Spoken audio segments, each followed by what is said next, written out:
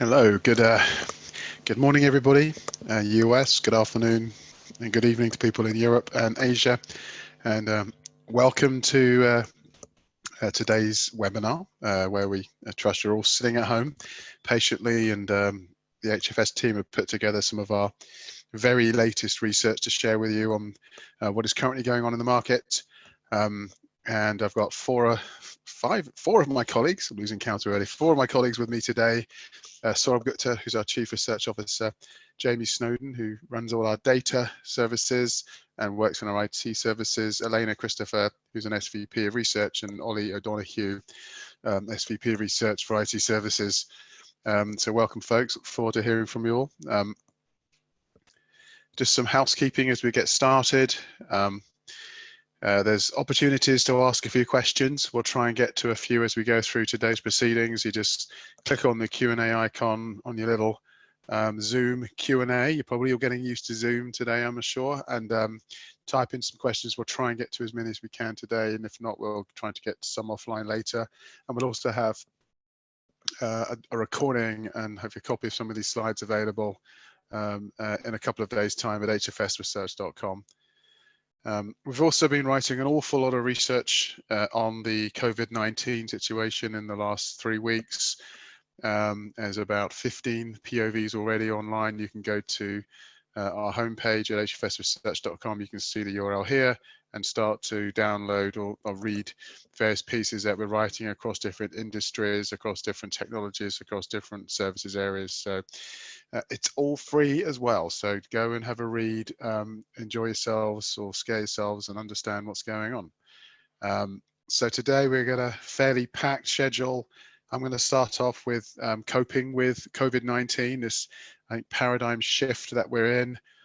What is going on? How's this unraveling? Every day is a different day. We're moving quite fast with what is happening right now. So we've got some brand new data. We're currently up to over 630 enterprise respondents in our live survey to share dynamics of what is happening right now.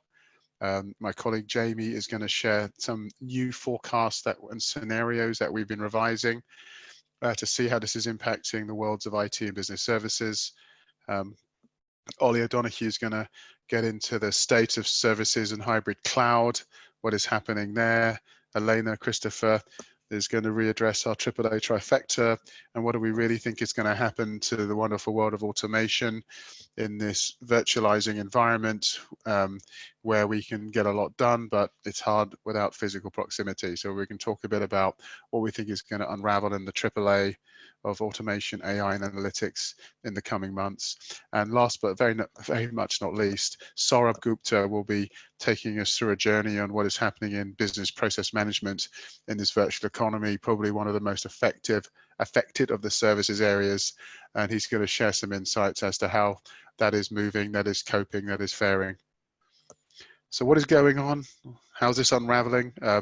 Our survey so far, this is so immediate, this data, it's all been collected literally in the last 10 days, that it's relevant now, and it may not be relevant in a couple of weeks because things are changing and changing rapidly, but we've got a very good cross-section of stakeholders from across the industry, from advisors, enterprise customers, providers, service providers of IT business services, and also some software firms. So I think to kick this off, and I'm trying not to simplify this, but this is how we're kind of seeing things evolve. You know, when the lockdowns first started to hit, that was really what we're now terming as crisis phase. It was about establishing work from home, initiating business continuity planning. Everything was day to day, week to week, just how on earth can we move work fast into these new scenarios? How do we get our heads around what is happening and keep the wheels on, keep the lights on? We're now entering what we think is a stabilization phase. So, you know, we've heard some fairly admirable efforts from many providers, software firms, obviously enterprise clients on, you know, how can we figure out what we can actually do in this situation? What is it we can't do? This has exposed us in many ways. We also need to stay patient in this type of market and not knee-jerk, because we don't quite know exactly how long this is going to last for. there's if you look at the stock markets, for example, investors are very undecided whether to dive in, pull out. But it's important to be patient, really try and understand what is it you can do and what is it you can't do, because everyone's seeing opportunities in certain areas, but not necessarily in others. So sometimes your core business can get fairly deeply hit, but there's new areas of business that create new opportunities. So you've got to pivot where you have to. You may have to pause where you don't need to. There's a lot of protection and pivoting that has to happen right now for survival. And then when this gets truly exciting is when we get to what we're calling the realization phase, which we think is going to really kick in around the end of the month, beginning of next month, where we'll start to see companies really focus and start to place their bets. I think right now we're just discovering, what is our survival game? And then what is our game as this unravels and we come out the other side of this? We're also not going to know the true financial impact to our clients, our partners, our customers at this point in time, but that is starting to emerge quite fast. And companies who are very dependent on travel industry, for example, that's been hit like massively. Hospitality obviously as well, but then the financial services industry in a strange way compared to 2008 is holding up pretty well. Other industries seem to be coping in various shapes and forms, and then everyone's figuring out exactly how this stabilizes, and then we can realize true plans for the future. And we think there'll be a lot of planning happening as this all unravels. So in terms of planning, I think one of the things that gives me some cause for concern is businesses are very much short-termist right now in terms of most, as you can see here, most businesses are planning for a 2 to 3 month situation, whereas personal expectations are very much moving more to 6 to 12 months. People think, honestly, this thing is going to last longer than we're planning for. And so there's a bit of short-termism going on where we're just trying to get to lights on. And I think there needs to be a greater realization that this will take a while to unravel, and then it's going to take a while to have the industries return to some type of normalistic situation that we're in before. There's going to be a lot of tentativeness as we move out of this. And this we've spoken a lot about the digital OneOffice, the experience architecture of the industry as we've evolved over the recent years. And I think it makes more sense than ever in today's market to bring together customer, employee, and partner experiences really as the centerpiece of the strategy. Having the barriers broken down across areas and functions is more important than ever. Bringing together customers and employees in situations where everybody is working, buying, and selling in a remote model, there's never been a closeness that's greater than it is now. How do we truly communicate in a digital model? How do we build real common purposes and outcomes, across our key constituents in the business? And we've spoken a lot about digital transformation. Well, right now we're in a 100% touchless digital environment, and we have to look at customer experience as something that really encompasses employee experience as we do this. There's a new duality between who is servicing the customer and who is the customer. And we look at the OneOffice as it emerges and evolves, and it really is bringing together the constituents of driving the customer-driven needs, but also having that digital underbelly to make it really work in this environment, and moving processes into remote locations and home working locations, and not necessarily just service centers. What it's doing is exposing maybe processes that haven't been improved or readjusted in decades. And we're actually seeing already clients figuring out, well, why don't we try doing something this way, not that way? We can get services to our customers faster. We can have our employees more engaged. So we're actually seeing at the service level some fairly rudimentary transformation happening already as a result of the sort of the shock waves of shift to a virtual model.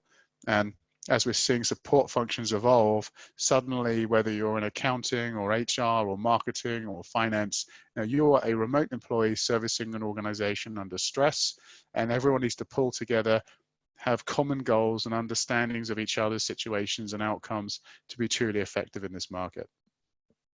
This is all about an ongoing partnership between IT and business to achieve these unified outcomes and really drive that experiences of our customers, our partners, and our employees. And one of the things I wanted to leave you with before I start to hand you off to my colleagues is the fact the size of this is expected to be a lot bigger than what we experienced in 2008. We're looking at sales declines already of at least 8% on average for Global 2000 enterprises, and I think could be a lot higher. We're also expecting consulting services already to experience declines of around 15%, and this is coming from the companies that we've surveyed, and we think those could be quite a lot deeper by the time we get to our realization phase. In terms of committing to the aftermath here, in terms of looking where companies are today, a lot of the usual hygiene has now been committed in terms of social distancing, banning travel, in-person meetings, staggering working hours, and that sort of things across centres. You know, some countries don't have total lockdowns, like Canada, for example, where most of those delivery centres are still operating on a 50% level, whereas in India, it's more like 80, 90%. Is now working at home, and then similar in other countries. Other things that are quite apparent here is that in terms of like staff layoffs at this point, only 20% have committed or are considering this.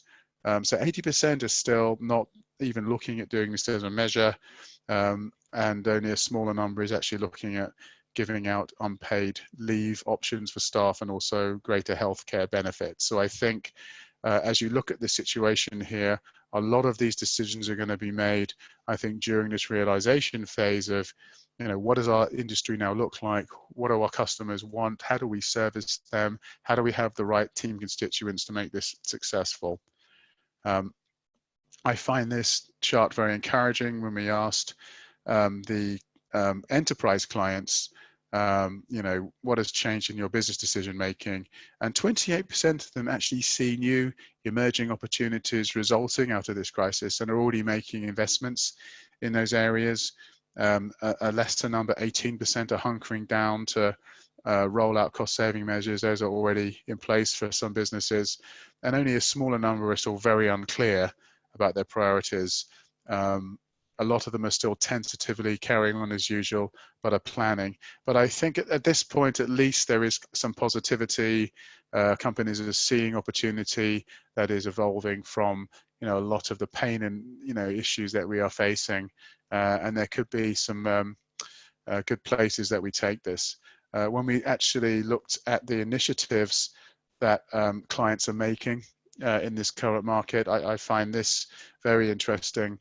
Especially as you look down, are they restructuring their internal operations?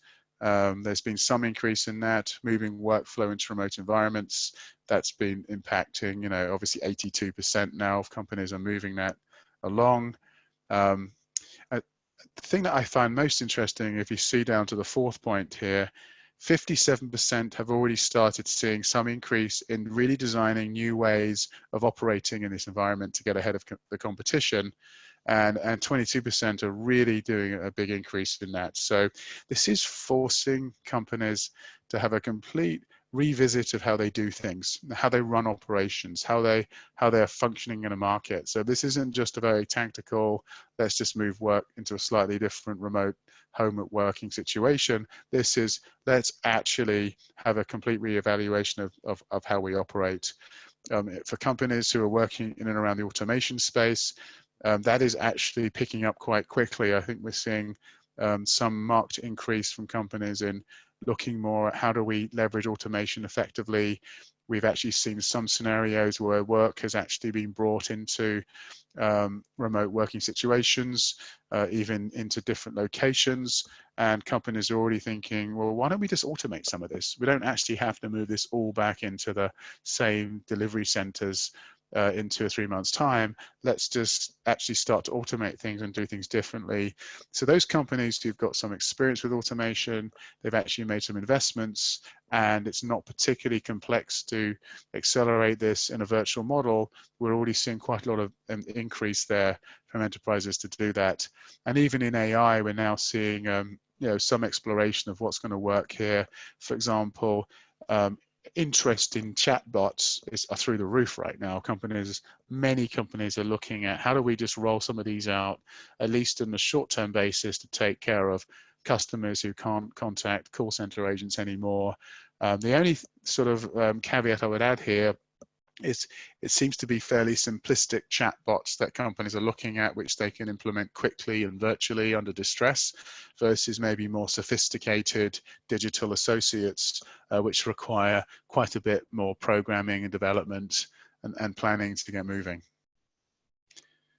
Okay, so without further ado, I'm going to hand off to my colleague Jamie Snowden, who's going to share with us some of the scenarios that we put together for the changes that we're seeing in the market.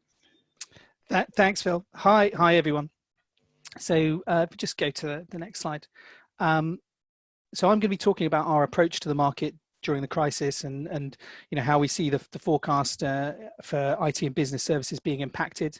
And it's one of those things. It's hard to get the balance right on this, and we don't necessarily want to be the grim reaper of the market, but we do want to get ahead of it and be led by what the numbers are saying, with the understanding that the progression of this is so fast at the moment that the underlying data is getting left behind to a certain extent. So we're kind of conscious of playing that game and making that balance, but also being conscious of being slightly in a bit of a no-win situation. It's always a kind of a worst case scenario for a forecaster when something is happening quite this rapidly.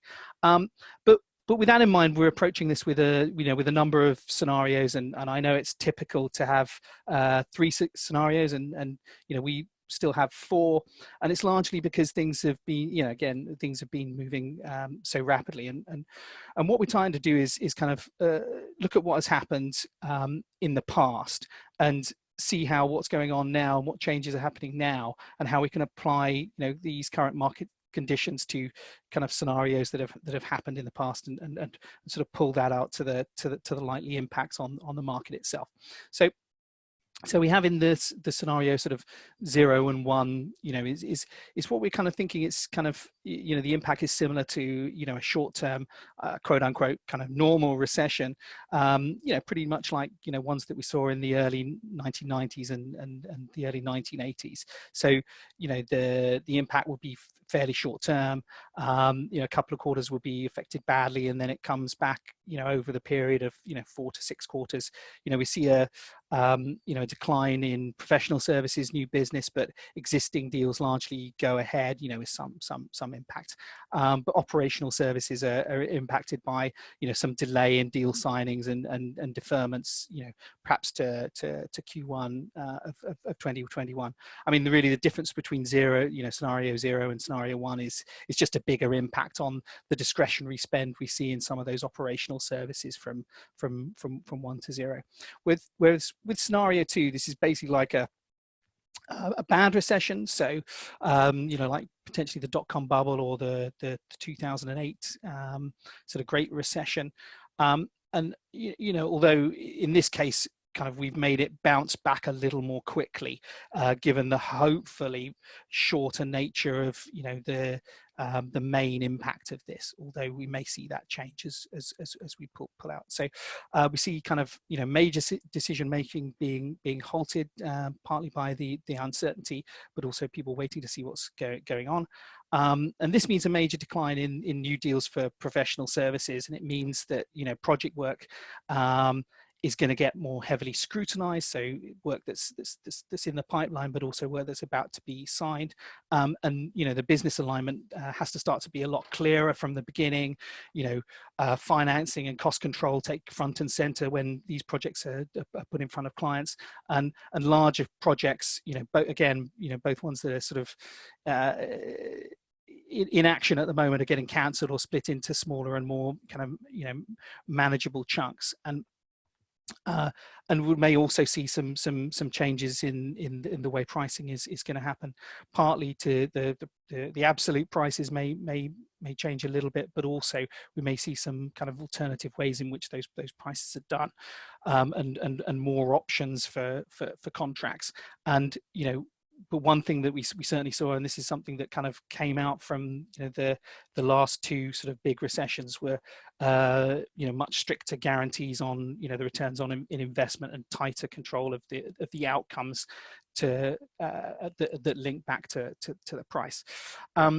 With operational services, there's a popular myth that that you hear, in the sourcing world, that a poor economic climate leads directly to outsourcing, and this just isn't really the case, or at least it's not been the case, since operational services have kind of have been at their peak, and during the last Great Recession, outsourcing growth took pretty significant hit, and many organizations shied away from radical decision making for long periods, and during recessions, frankly, organizations look for more tangible opportunities for short-term cost savings to navigate the crisis. So layoffs and travel freezes and office closures, and potentially some divestment of some assets. And we saw a lot of organizations again during the Great Recession kind of delaying some of those longer term commitments, at least for a couple of years, and maybe for a third year.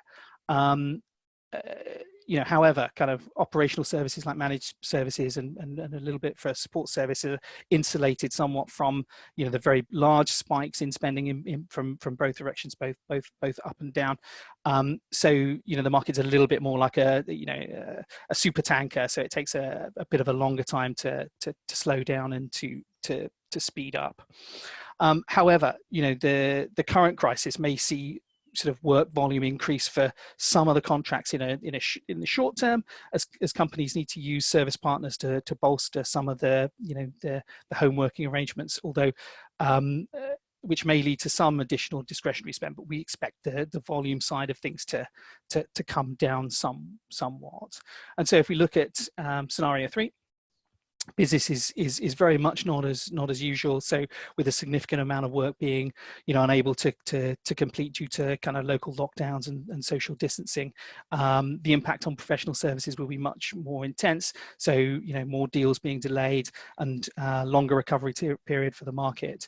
And the impact on operational services, again, some longer delays, and the net effect impacting current contracts will be bigger. So if we go on to the next slide. So I know kind of what you're thinking. This is great, Jamie, but which of these scenarios is best at the moment? And so we're kind of led by some of the data that we've got, and this is from the recent survey that Phil mentioned, and this is one of the proof points that we have. So this chart shows how respondents across different types of organizations expect to be impacted, both their costs and their sales. And if we look at the sales part of that, when with kind of enterprises looking, so enterprise clients of services across the world looking and seeing their revenues down, by as much as 7.6%. We see service providers anticipating drops of 3.3% on average, and it's interesting that we see consultants and advisors being a lot more pessimistic, and I think clearly the professional services market will be impacted a little bit more. But what else have we seen? I mean, well, one of the kind of the key pieces of data that we've seen so far is Accenture. So they published their results to the end of February, which had a year-on-year growth of 7%. But you kind of think that probably didn't have a huge impact of the crisis at that point in time. But they're predicting the next period will have somewhere between -2% and +2% growth. So we're seeing a kind of an impact of the virus giving a delta of maybe between 5 and 9% on the market, which which kind of puts us, so both of those things together puts us somewhere between kind of scenario 1, scenario 2, but potentially going into the next one. And today and over the last kind of few days, we've seen new economic forecasts for Q2 for GDP growth for some of the European countries. So France, Germany, Italy at minus 10% GDP for Q2, the UK at minus 9, and the US at minus 6. So, some food for thought with that. And if we go to the next slide, so if we go to the impact of the scenarios as we see it, is that kind of our original forecast, so that top blue line, was hovering around the 5% mark for the entire period of time, just under that. In fact, if we see kind of scenario 0, so this is the most optimistic one, where there's a decline, well, not a decline in the market itself, but a drop in the growth down to from that kind of 4%, 4.5, 4.7% mark to 2.3, with a further kind of decline in as all of these things kind of catch up with the market in 2021. We'd see that sort of a relatively flat growth in 2021, and I think that's kind of our least worst scenario. But I think we've gone beyond that, and if we look at scenario 1, we see a relatively small decline in the market for 2020, so at minus 1.5%, and then going down a little bit further again as all of these things catch up to minus 2.4% in 2021. For scenario 2, it's a little bit worse at around about the 6% mark, and for 2020, and then going down to 8%. And if you get to the kind of, again, not the sort of not the worst case, but our scenario 3, we're getting down to closer to the 10% mark for 2020, and down to minus 12, minus 13% in 2021. So the next couple of weeks are going to be kind of interesting, and I think when it comes to proof points for the market, we're going to see the Q1 results for a lot of the main players in the market, and towards the end of April. So this is going to be kind of an interesting time, and those results, but also, so the absolute results won't necessarily show everything, because it'll all be to the end of March. But it's the guidance forecast from the service providers should get a clearer picture on which of these scenarios is likely. I think, as I said before, we're sort of hovering between the 1 and 2%, and when we do our kind of forecast update, it will be of that level. But I think we're watching this, and we may well be kind of turning over to. Usually, we look to update the forecast if it requires it on a quarterly basis. But I think we'll be looking, a little bit more frequently over the next couple of months, just to keep in touch. So that was all I had to talk about. It's over to Ollie. Yeah, thanks, Jamie. Hi, everyone. So I want to spend the next 7 or 8 minutes painting a bit of a picture of what's going on in the IT services space with some of the fresh data we have from our latest survey.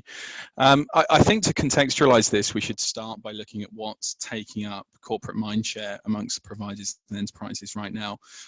So here we have our first data set, and in this we asked respondents to let us know how concerned they were with some core business requirements.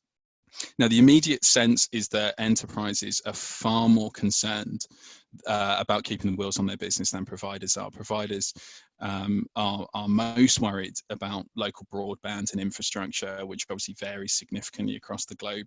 I've spoken to several providers who have reached out to telco partners in core delivery regions to buy things like hotspots and other solutions to help support remote working colleagues whose core infrastructure may not be able to keep pace. What's interesting is the proactive providers sort of got their resources in place in time, but after a few weeks, demand far outstripped supply. We've seen a lot of providers competing for the same resources. So we may see the fallout of that over the next few weeks and months. But when we look over to the blue box over here on the left, this is where a lot of corporate concern is right now, and it's on core IT and management capability. So there's huge concern amongst both the enterprise and provider community around whether they can get hold of the equipment they need. I mean, we all know laptops have jumped in demand over the last month, probably in lockstep with the bizarre consumer demand we've seen for toilet paper and dry pasta. But the reality for many businesses is that if their staff don't have decent personal computers at home, then they need to provide them equipment, and often in really short time frames, sometimes days, in some regions as little as hours. Now, focusing on enterprises, they're concerned about their IT infrastructure and systems and whether it can support the extra load from remote access. And similarly to increased focus on laptops and hotspots, we've seen a surge in things like VPN solutions to allow access to remote systems. The caveat being that this will put significant strain on services that were designed to be accessed centrally in offices. And finally, there's a real concern from both groups that management and support structures and resources won't be able to manage the wellness of their workforce. And enterprises almost twice as worried as providers that they don't have the management structure and resources in place to support decentralized teams. And for many that I've spoken to recently, there's a real culture shock going on right now that's harder to grapple with. And it's moving higher up the priority list now that core technology issues are being dealt with. But on the next slide, we can see how this concern manifests in investment priorities. And there's a really, there's a core emphasis on IT right now. And effectively really core stuff like how to manage employees, how to roll out laptops, how to get hotspots. Now, the vast majority of providers think they're sitting pretty. 73% have told us they have what they need and don't really need to do anything else to keep the IT and ops cogs turning. But there is a bit of a divide. There's also slightly more providers sitting in the we need a lot of investment category. It's only about 3%, but it's still quite a scary percentage given that these guys, whilst they're dealing with this huge investment internally, are also trying to deliver services. And 1% of enterprises also sit in that category where they predict they're going to need a huge amount of investment in things like core IT just to get through this. And then there's that wedge in the middle. 44% enterprises and 23% of providers recognize they do need to spend a little bit of money to smooth things over and get through this. Now, when we bump to the next slide, this is where they're planning on spending their cash. So in the blue box on the left, we can see where enterprises are the most focused on spending. Right now, it's all about accessibility and security. So getting in laptops and personal computing, improving and expanding network provisions to stop infrastructure and systems keeling over, and finally securing all of those assets, which by now present a significantly broadened surface area and corresponding vulnerability. Now, in the orange box over at the other side of the chart, this is where providers are making the most investment. Although, to be fair, they're making pretty consistent investment in everything right now, apart from mobile phones, which is sort of in stark contrast to the previous slide where they told us they have absolutely everything they need. We're seeing investment in better collaboration and conferencing solutions, file sharing, online storage, and we're also seeing significant investment in SaaS solutions to tape over any cracks as far as accessibility and remote collaboration is concerned. And there are obviously some real winners in that market. G Suite announced this morning, I think, that they added an extra 1 million paying businesses in March, jumping from 5 million to 6 million.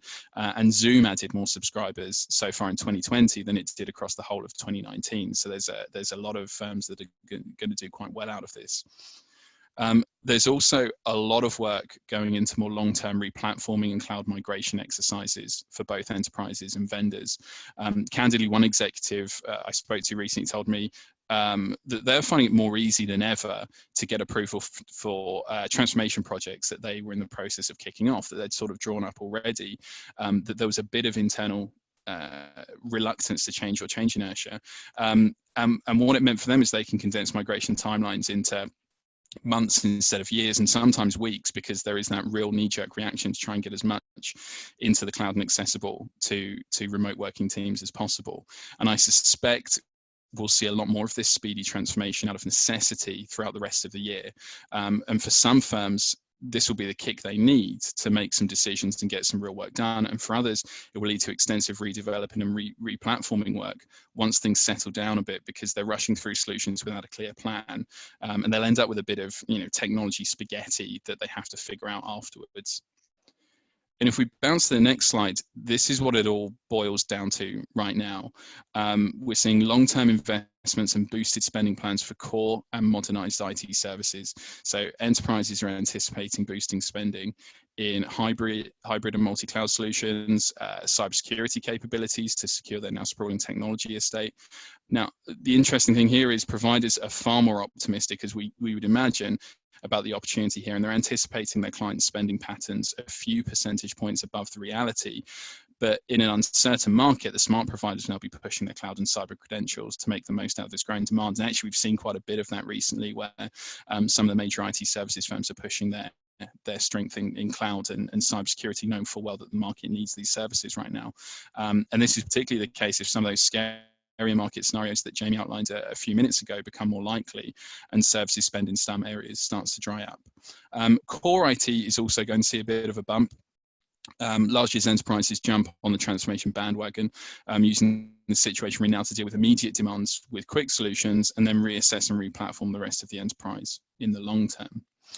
And I'll just use this last chart, if we bounce to the next slide, to leave us with a quick thought about how the new rush to cloud and remote working may impact different industries.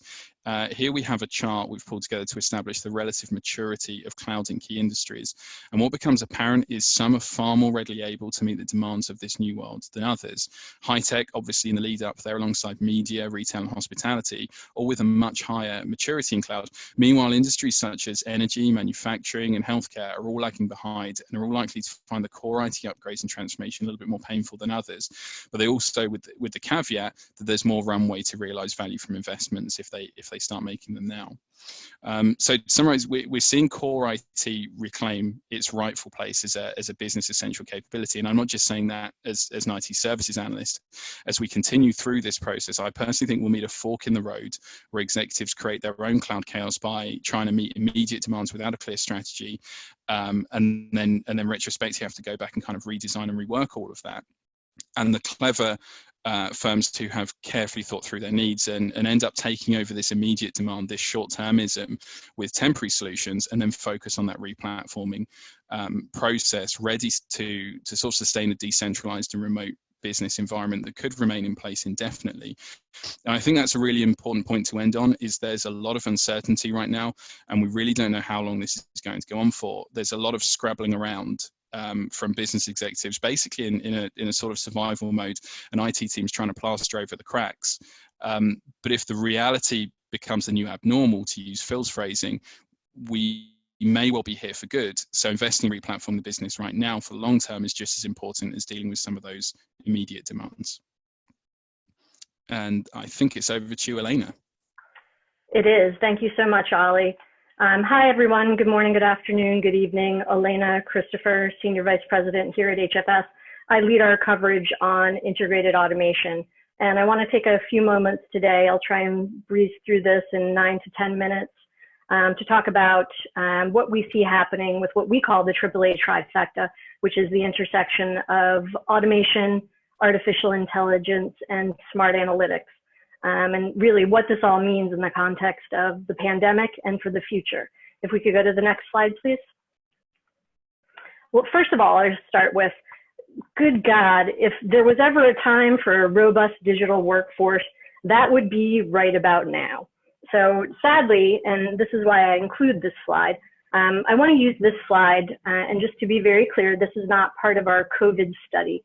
This is from a study that we did with KPMG, where we looked closely at adoption trends across all of the different types of piecemeal technologies that are part of intelligent automation and what we call the Triple-A Trifecta. This is essentially a baseline slide that looks at adoption of all of this emerging technology.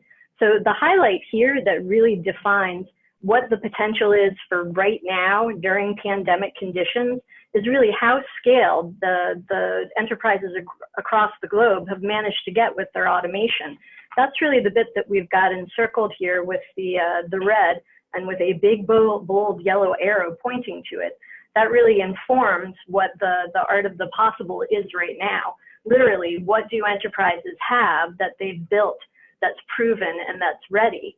And sadly, these numbers are not that high. Analytics has been around for quite some time, and that's actually the most scaled of all of these piecemeal technologies. RPA, which has had lots of fanfare, and I would say probably lots of adoption, it hasn't had the corollary scale. So this really sets the pace for where we are today. Let's go on to the next slide. The prior slide was showing the funnel. That's really how I think about that. It speaks to what do enterprises really have today that can be useful during the pandemic? Essentially, this is the world's greatest operational crisis. It's not limited to any geography. It's really something that's impacting the entire world. So that prior slide really informed what's available to enterprises to use today. So I wanted to use this slide to talk a little bit about what the reality is on the ground today. What's the now of what automation, based on what we actually have, what automation is actually able to offer up to the pandemic to help us work better, to help us work smarter. And my observation is that because we don't have that much automation of all stripes, and I'm using automation in the broadest context possible, because we don't have lots of automation that is massively scaled up, we don't have a ton of scaled assets that we can use broadly across all sectors. We've seen a lot of the adoption within banking and financial services, within insurance, to a lesser extent within life sciences. The sectors that have really adopted it the least are those that arguably need it the most these days, which is in public sector and within healthcare. But what we do see how we see it being used today is what our headline says here. It's quite a tactical and practical automation. And I've really broken this down into 4 different categories. We've got repurpose and reuse, which you see as the 2 big blocks in the center of the screen at the top.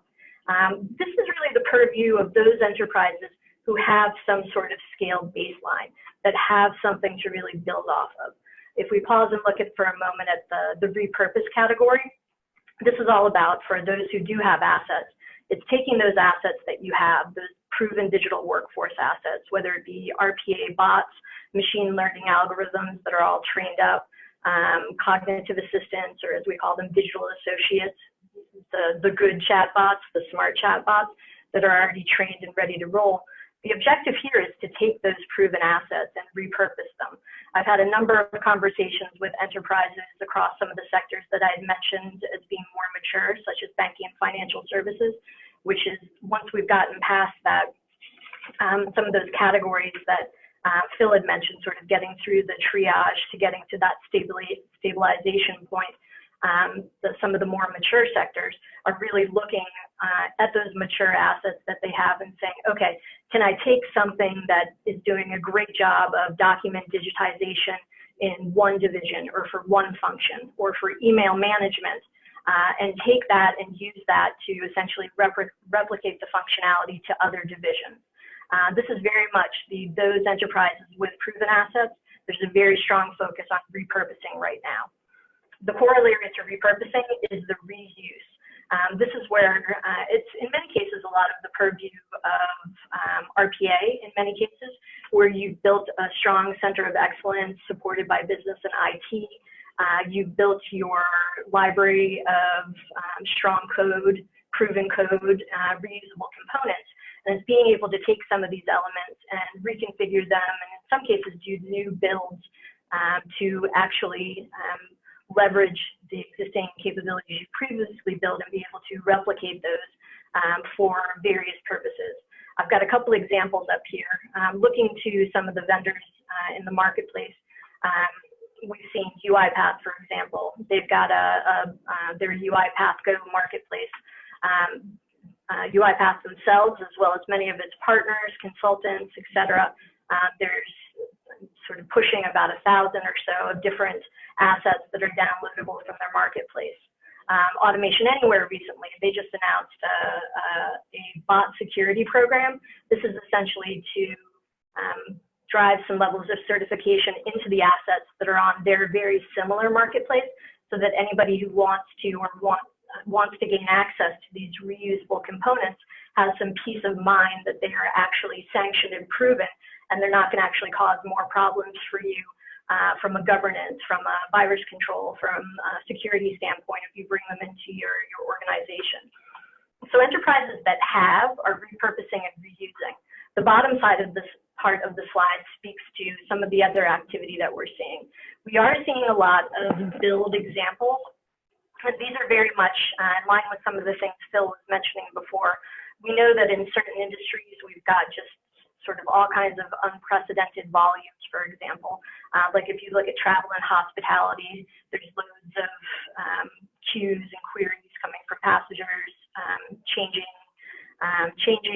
their itineraries, canceling itineraries, looking for vouchers. Similarly, as stimulus packages get launched across the world, as an American, I'm most familiar with the CARE Act that was passed, but there's loads and loads of people who are looking to apply for those loans and get their hands on their portion of that stimulus package. That's just driving unprecedented volumes. And so enterprises who have resources to allocate to this are trying to do so, but this is actually where we're seeing a lot of play coming from software companies, as well as from IT and business process service providers, those who have capabilities with automation technologies, AI technologies, smart analytics technologies, really stepping in to build very task-specific, focused, quick-hit assets. I've got a couple of admittedly kind of hard to read examples here, but we've got an example from the NIH in the UK who built a couple of Blue Prism-based bots to help deal with just loads and loads of email traffic coming in from people, potential patients wanting to get access to COVID treatment and resources. Similarly, I've got another healthcare example from Cryon, which is an RPA provider based out of Israel that helped with one of the biggest hospitals in Israel, help deal with all of the admin and the reporting that's required to get the information about COVID cases back to the CDC. So we're seeing some very tactical but very important build examples. And then last but not least, we know we've heard that mantra, we are truly all in this together. We're seeing a lot of great activity around donate. So different vendors, service providers, just lots of donation activity, putting up both resources, access to software and such to really help with the challenge today. Let's go to the next slide. I just briefly talked through where we are today. I want to bring in some of this COVID data very quickly, because what's interesting and very, very literally, part of the challenge that we've had around why we've had such great adoption of automation and Triple-A technologies, we've had great adoption, but we haven't had great scale. It's largely because we didn't have a burning platform. As Phil and I have said in some recent pieces that we've put out there, the burning platform has arrived and it's literally on fire. So just want to quickly share with you what many of you have told us about your plans for investments in key technology areas. I've just broken this down very simply by, you see the different investment areas on the left side of the screen. It's broken down by where there's going to be increases in investments, decreases, and then where it's going to stay the same. The orange represents the vendor perspective and the blue represents the enterprise perspective. What I'll just simply draw your attention to is that for lots of very practical reasons, cybersecurity is at the top of this list as we figure out how to work very effectively across the globe remotely. I heard Phil make a statement the other day, which was something along the lines of, we've been working from home because we have to. We need to transition to work at home to make that part of our new abnormal. And so thus cybersecurity is there. But look at what it's rolled into the second place here. It's automation, followed swiftly by smart analytics and some of those unique combinations that start to look like our Triple-A Trifecta. So I know we're short on time here, but wanted to be sure to give a quick view of how, as we're taking the temperature on the marketplace out there today, we very much see that perhaps, and I'm very sorry it took a pandemic to help us get here, but perhaps the burning platform has arrived that's really going to help us want to make some change for real to really build that digital workforce that we hoped for. If we'll go to the next slide, I'll just simply close out on this. The path that we're trying to go towards is this integrated automation.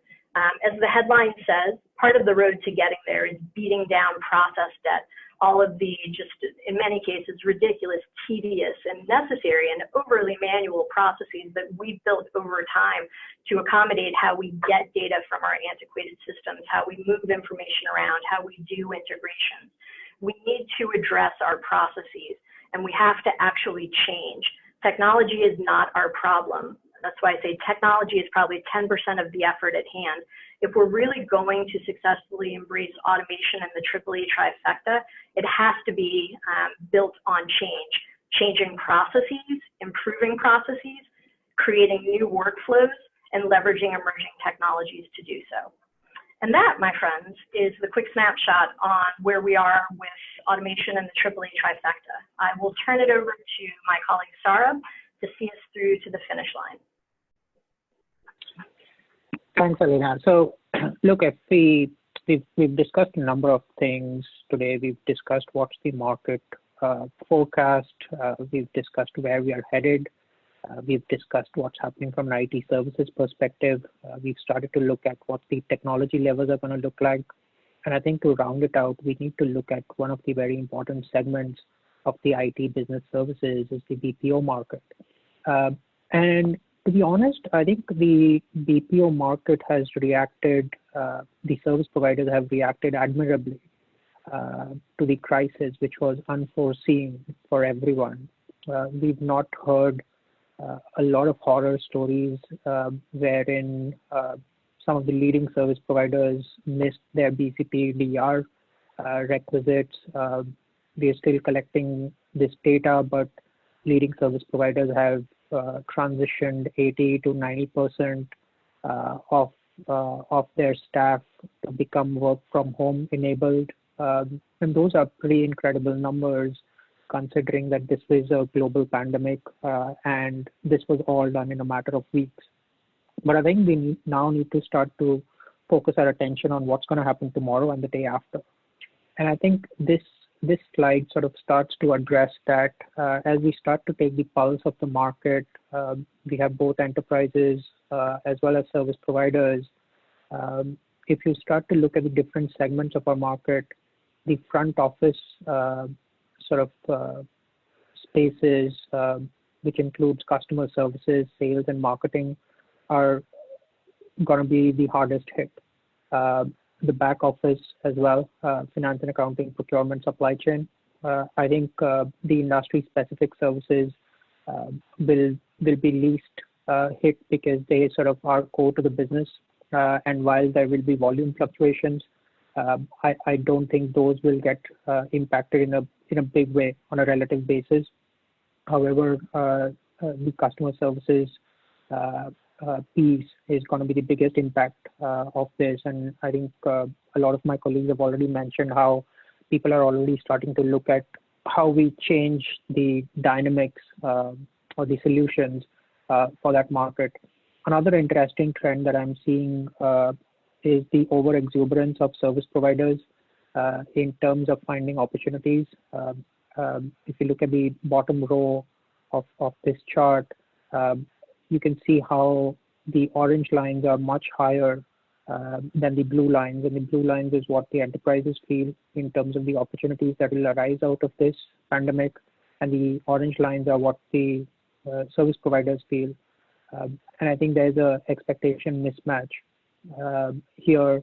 And I think this is a time to be a little somber, make sure that you are doing your business correctly, make sure you're delivering these services, make sure the engine is running, versus trying to be too cute and find new opportunities, because the demand that you're searching for is likely not going to be there, and it's better to hold on to your existing clients and give them the best service possible. So if we move forward to the next page, I think the post-COVID world will be about building a resilient virtual human experience. I think this is going to be about human experiences and how resilient can we be in our IT and business services. I think the first recommendation that I'd have for both enterprises as well as service providers is don't waste a crisis. COVID-19 offers, I think the silver lining to this whole thing might be that this could be the burning platform to wipe out not just the technical debt that we've created in our businesses, but also the process debt that we've created in our businesses. The last 10 years was all about digital everything, but still very few digital initiatives have scaled up, and there's a lot of frustration around digital initiatives. I think this might be the silver lining to get over the hump and drive urgency into those lagging digital initiatives. I think the second thing that I would say is let's get real, and let's get real fast.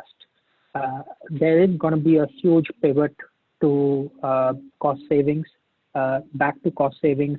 And I think we will have to see a new S-curve starting to arrive, because a lot of service providers have already, a lot of major enterprises have already pulled the offshoring lever quite hard. So it might not be, when we are saying that there is going to be a move to cost savings, it might not mean more offshoring, but it might mean more elimination of redundant processes. It might mean more automation. It might mean more carve-outs of captives. It might mean more acquisitions. It might mean more variabilizing of costs through as a service kind of services. So if we click through this diagram and move to the next one, I think it's also going to be important to be safe and not sorry.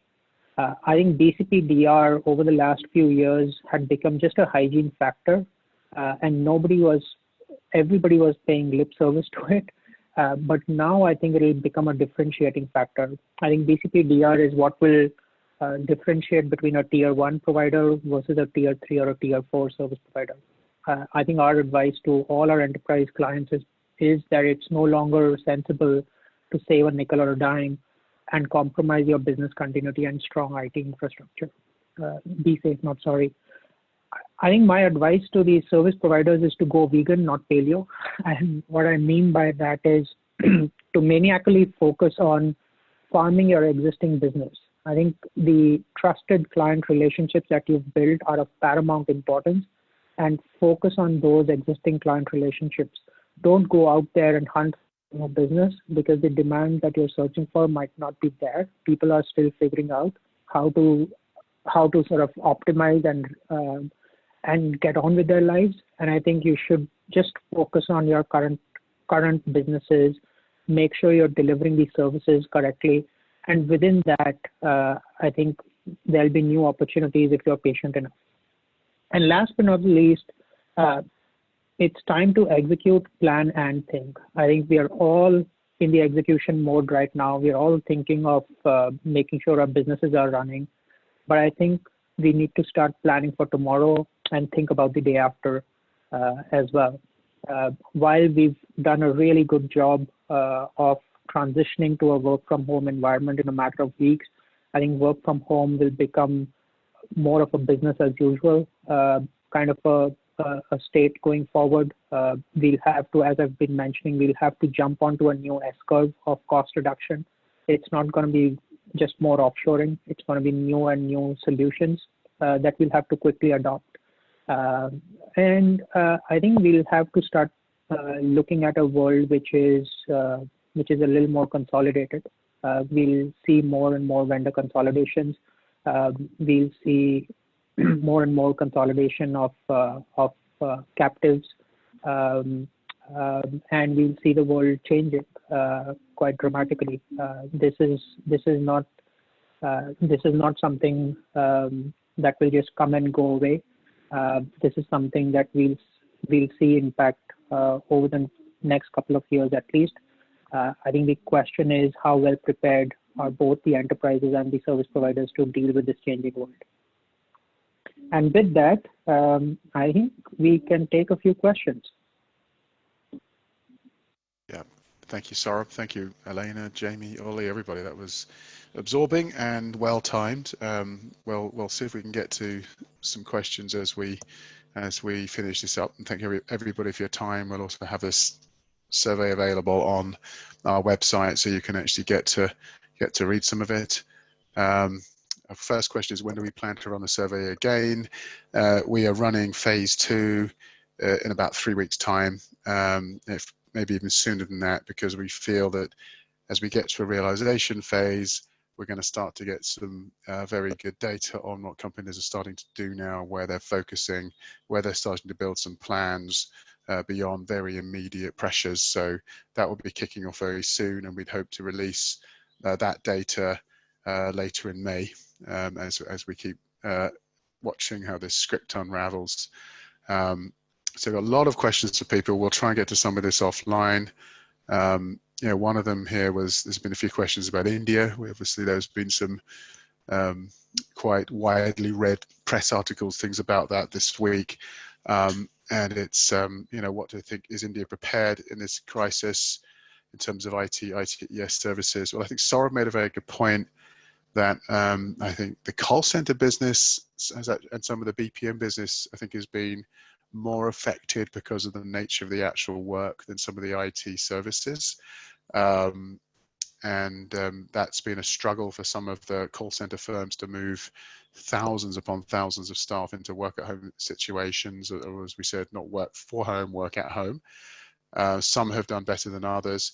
I think on the IT services side, the first thing we'll say is we have to commend most of the service providers for doing an incredible job from what we've seen at very short notice to make a lot of these shifts. Those who've had presence in China, I think, have benefited from that experience, maybe a little bit ahead of those who haven't. But I think on the whole, we've seen a very organized, warlike kind effort and a lot of very exhausted, very engaged executives trying to make this thing happen. So I think there has to be a genuine commendation for most of the providers who've done a fairly exhaustive shift to keep the lights on. The next phase, I think, is clients need to be pragmatic with their providers, because everybody's been impacted right across their industries and client bases, and have to be sympathetic about how we pull together and keep the lights on, keep the mission critical processes working. And so far, there's been some instances of some issues, usually about homework provisioning and things like that. But I think it's been a positive, not a negative, in moving into this scenario. I think the big question now is how this shifts back into the model in months to come. I think that India built a tremendous track record in IT, and I don't think they're going to lose that share anytime soon. But there may be more demand for a mixture of more work at home than just center-based staff. I also think when we look at the global situation with increased unemployment, there is going to be a lot more demand for contract work, temporary labor, particularly in things like call center agent work, BPO work, even some IT work, for onshore, nearshore work at home staff. And there's a lot of availability already of people applying for these types of jobs. So I just think natural economics, natural employment movements are going to shift into more of a crowdsourced work at home model in the future that will form a bigger piece of the broader pie. But I think India's sheer depth in technology and IT will steer it through some of these choppy waters. Obviously, the longer lockdowns carry on, the more challenging it will become. But I do think what we're seeing from providers and the way that, on the whole, that they've been reacting to this, I think they'll get through this with some damage, but largely unscathed. And I think the bigger damage is going to be the economy, how badly that gets affected, and how that just impacts business in general. So that's been our sort of general impression of this. Got a couple of other questions, a lot of them moving around sort of chatbots, digital assistants, for example. How effective have they been in driving increased CX, lower cost to serve, etc.? I would say that the uptake of digital assistants has not been as aggressive as it could have been in the last few years. And it's been more attention on RPA bots and more back office type automation. And this should be a golden era for the time of shifting the usage to digital assistants more aggressively, particularly in this type of market where you don't have access to agents nearly as much. And you talk to a lot of the providers in particular, they've been laying these things out very quickly and very efficiently. But the key is here, some of these digital assistants are fairly complex and they take time to program, evolve, align, and get to learn how to use them. So I think some companies will be moving more into more simplistic sort of chatbot solutions in the near term, just to sort of get them through this crisis phase. But I do think that adoption is going to be, fairly aggressive. I've got some questions. I'm going to, if Jamie, if you're still on the line, there's a question here around the scenarios that you presented, and original through 3. Question is, the original seems to be mild on the impact of other to the business, whereas the ones before disruptors seem to be more impacted on our sector. So I think the question here is why are these scenarios fairly mild at this point? And do you think, how do you think this will evolve in terms of mild to major if we look at the next few weeks? Yeah, I mean, I think it's a good question, and it's a good point. But I think because the services market does tend to hold up quite well to fluctuations, because particularly with the operational services kind of acting as a bit of a bedrock, and they don't tend to, so from a revenue perspective, they don't tend to kind of shrink as rapidly or change direction as rapidly. And again, even with the professional services markets, they seem to, there will be some fluctuation in the sales of that, and they will kind of flow through into the revenues reasonably quickly. But again, they're protected, because people just don't switch it all off, I think is the bottom line. And I think a lot of the things that are going on, there is still a scenario, I think, that means that that work will still kind of broadly continue, and a lot of that kind of the work that's going on will kind of flow through. And we're led by the data at the moment, and I think this is partly kind of an issue, even with the survey data and with a lot of this, is that kind of people's reactions on this are not being as quick. Government's reactions, people, individuals' reactions. There's a degree of disbelief about what's going on around them, and I think that takes time. So it takes time. So when we ask the questions, it takes time from the reality of what's going on around them to necessarily impact, the way they're responding to those questions and what's going on. And also there's a lag in terms of, the access to financial data that we have. And I think, the telling part, and at least to me, and one of the things that will kind of inform the decision making, at least with the the next kind of wave of forecasting, is going to be this period now where we start to see the financials from all of the major players kind of filter through. We're going to see all the big Indian firms sort of start to report in the next couple of weeks, and that will be a big deal. And then we'll sort of see not just how they performed in up until the end of March, but we'll also see how they're forecasting and what's going on there. And I think that kind of data lag that we've seen will catch up over the next couple of weeks. And and I think it's one of I suppose you always have to be a little bit conservative and not jump in with two feet, and it's getting that balance right. And I think the balance that we're trying to do is not to be too either over cautious and not see what's going on around us and see some of the GDP forecasts that have started to come in, but also we don't want to be too overreactive to what's going on as well. Thank you, Jamie. A lot of questions around the automation data that we presented. A very good one around, is automation even the right term now, or is it confusing when we're describing the automation of the old versus, the old stuff like RPA scripts, wrappers, versus building out the new, which is more low code, at depth, new tech, etc. Do we need to start focusing differently, Elena, in this area? I think we do, but I honestly don't know that the terminology is the issue, although there is an underlying tech specification that seems to go along with it. Like these days, RPA is automation, but That's not actually technically true. There's lots of forms of automation. I think on a go forward basis, and this just really talks about what do we do now that this burning platform has arrived? What do we need to do? Part of the challenge of what we haven't done and why there is so much legacy that we need to remediate is that we've failed in many cases to actually really change. So my guidance is less so on what's the right terminology and what's the right technology, and it's much more on how do you want to change your processes, sort of almost like taking a page from the book of design thinking, but what do you want your processes to look like? What do you want your customer experiences to be? What do you want your employee experiences to be? What do you want your whole ecosystem baseline to actually look like?